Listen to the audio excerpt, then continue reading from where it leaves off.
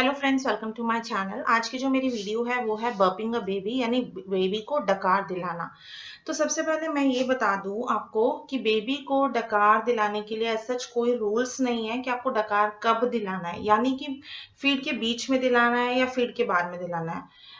जैसे मोस्टली क्या करते हैं, फीड के बाद दिलाते हैं। ये बात भी सही है, बिल्कुल फीड के बाद आप बेबी को डकार दिलाओ। लेकिन सेकंड थिंग ये भी है कि अगर आपको बेबी फीड के बीच में ही अनकंफर्टेबल सा लगता है कि वो फीड नहीं लेना चाह रहा, तो इट मीन्स हो सकता है 99% ये चांस है कि उसे बर्प की जरूरत है। तो आप उसे डकार दिलाओ एंड देन डकार देने के बाद फिर से फीड कंटिन्यू कराओ। तो ये तो होगा डकार के रूल्स कि आपको कब दिलाना है। सेकेंड थिंग, डकार की पोजीशंस की आपको किन पोजीशंस में बेस्ट रहता है जो बेबी को डकार दिलाना। मोस्टली जो प्रेफर होती है वो होती है on the over the shoulders, यानी कंधे पर डकार दिलाना। तो इसके लिए आपको क्या करना है, जैसे suppose I am using a teddy hair instead of baby. तो आपको क्या करना है, जैसे बेबी को इस तरीके से पकड़ना है और इस तरीके से देखना है कि उसका जो यहाँ जैसे बहुत छोटा बेबी है तो उसकी जो है वो गर्दन नहीं टिकती, यानी उसका जो माउथ है that should rest on your shoulder. यानी उसका जैसे ये माउथ है उसको यहाँ पर इस तरीके से सेट कर दिया और फिर आप उसको गर्दन के जस्ट नीचे से यहाँ से आपको उसको इस तरीके से पैट करना है। और ये तब तक है ना, अराउंड 10 मिनट कर लो, 15 मिनट कर लो। शुरू में बच्चे जो होते हैं वो डकार लेने में कई बार टाइम ले लेते हैं, और जैसे ही डकार लेने की प्रैक्टिस शुरू हो जाती है तो वो इमीडिएटली डकार देना शुरू कर देते हैं। इस वीडियो में मैं ये भी बताऊंगी कि अगर बच्चा डकार नहीं देता तो आपको कौन सी चीजें ऐसी करनी है कि बच्चा जो है इमीडिएटली डकार दे दे। तो फर्स्ट है ये ओवर द शोल्डर। मैंने ये कहा कि यानी ये जो चिन है बेसिकली वो that should rest on your shoulder. और फिर उसके बाद आपको बेबी को यहाँ, जैसे ये नेक है, नेक के नीचे से, यानी यहाँ से बेसिकली यहाँ से आपको उसको नीचे ऐसे करना है यहाँ से। तो बच्चा जो है डकार ले लेता है। डकार लेने का फायदा क्या है, बेसिकली डकार जैसे ही ले लेगा तो वॉमिटिंग के चांस जो है बहुत कम हो जाते हैं। उसका जो मिल्क है क्योंकि वो नीचे चला जाता है, तो इसलिए वॉमिटिंग के चांस कम हो जाते हैं। ये बहुत ही जरूरी है, अगर नहीं आप करते हो तो हो सकता है बेबी को वॉमिटिंग्स लगने के पूरे चांसेस होते हैं। सेकेंड पोजीशन जो है वो है, जैसे बच्चे कई बार बहुत वीक होते हैं या शुरू में जो पेरेंट्स अकेले होते हैं वो कंधे पर डकार दिलाने से वो बहुत डरते हैं। तो उस केस में आप क्या कर सकते हो, take your baby on your lap, इस तरीके से जैसे गोद में बैठा लिया। तो यहाँ पर आपको उसका इस टाइप से इजीली पकड़ सकते हो, उसकी गर्दन को इस तरीके से होल्ड कर लो। जैसे या फिर आपको हैंड लगा के कंफर्टेबल लगता है तो पूरी अपनी बाजू लगा के इस तरीके से होल्ड कर लो, चाहे आप ऐसे होल्ड कर लो। जैसे मैंने ऐसे होल्ड कर लिया बेबी को और फिर आप ऐसे ऐसे करके उसे डकार दिलाओ। तो ये हो गई सेकेंड पोजीशन। मेनली मैं यही दो पोजीशन प्रेफर करती हूँ। वैसे थर्ड पोजीशन है इस तरीके से है वो, कि बेबी को अपने लैप पर अक्रॉस योर लैप आपको ऐसे करना है, लेकिन उसके टमी पर स्ट्रेस ना पड़े। ये लेकिन डिफिकल्ट भी लगती है लोगों को, तो इसलिए मैं ये कह रही हूँ कि शोल्डर या फिर लैप पर इस तरीके से प्रेफर कर लो।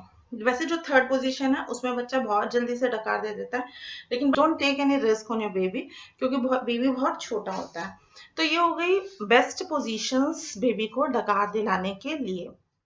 उसके बाद अब मैं थर्ड चीज बताना चाहती हूँ कि अगर बच्चा डकार नहीं देता, कई बार पेरेंट्स को नहीं पता होता शुरू में बेबीज को वो डकार नहीं दिलाते, तो वही बच्चे की आदत पड़ जाती है डकार ना देने की, और उन्हें कुछ दिन बाद पता चलता है जब वॉमिटिंग होने लगती है, अच्छा डकार भी दिलाना है। तो उस सिचुएशन में बेबी इतनी जल्दी से डकार नहीं देता, चाहे आप उन्हें 15-20 मिनट लेके शोल्डर पे घत लो। 15-20 मिनट बाद तो बंदा भी थक जाता है, इससे ऊपर तो आप भी नहीं ट्राई कर सकते कि आधा आधा घंटा लेके बच्चे ने 10 मिनट फीड किया, 15 मिनट फीड किया और आप उसे आधा आधा घंटा लेके बैठे हो। तो इस सिचुएशन में आप क्या करो, सबसे जो बेस्ट चीज मुझे लगी थी जो मैंने ट्राई की थी वो थी, जैसे 1 स्पून में मिल्क ले लिया। जो भी मिल्क बच्चा पीता है, चाहे माँ के मिल्क पे है या पाउडर मिल्क पे है, तो वो 1 स्पून में ले लो। उसमें बहुत थोड़ी सी पिसी हुई हींग, बिल्कुल पिसी हुई। अगर दानेदार है, दाने वाली हींग है, तो आप क्या करो, जैसे स्पून में मिल्क है और उसमें एक दो दो दाने डाल दो, 3 दाने डाल दो मैक्सिमम, और उसका असर उसमें चला जाए। मतलब इस तरीके से हैंड्स क्लीन होने चाहिए। तो इस तरीके से रगड़ दो अच्छे से कि उसका असर चल जाए, और फिर वो दाने निकाल दो। चाहे वो दूसरे स्पून की हेल्प से आप अच्छे से मैश कर दो, लेकिन अगर दाने बचते हैं तो दाने निकाल दो। पिसी हुई है तो बहुत थोड़ी सी ले लो।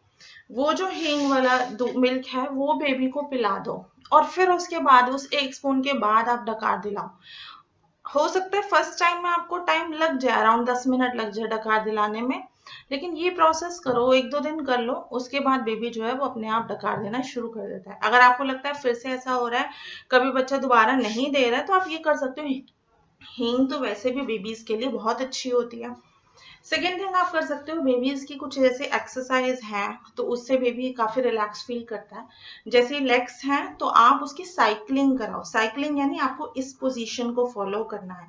बेबी की साइकिलिंग कराओगे तो उससे उसका टमी भी सेट रहता है, और उसको गैस वैस की प्रॉब्लम भी होती है तो वो एकदम से हट जाती है। तो जैसे ये बेबी लेटा हुआ है, तो लेटी हुई पोजीशन में आपको बेबी को इस तरीके से साइकिलिंग करानी है। थर्ड थिंग क्या है, टमी की मसाज। टमी की मसाज बेबीज के लिए बहुत अच्छी रहती है। तो आप क्या फॉलो करो, बेबी के टमी की मसाज करो, या तो क्लॉकवाइज डायरेक्शन में कर लो, क्लॉकवाइज नहीं तो आप टमी के लेवल से, लेकिन ये खाने पीने के बाद नहीं, जब बेबी का खाली पेट है, जब आपके बेबी की मसाज का टाइम है तब करनी है टमी की मसाज, अदरवाइज नहीं करनी है। तो आप क्या करोगे, टमी लेवल से नीचे के लेवल तक इस तरीके से हाथ आपको ऐसे लाना है अपना, यानी बेसिकली अपने टमी पे बता देती हूँ, इस तरीके से आपको बेबी के टमी की मसाज करनी है। तो ये 3 टेक्निक है जिसमें मुझे हींग वाली बहुत बेस्ट लगती है, आप वो फॉलो कर लो।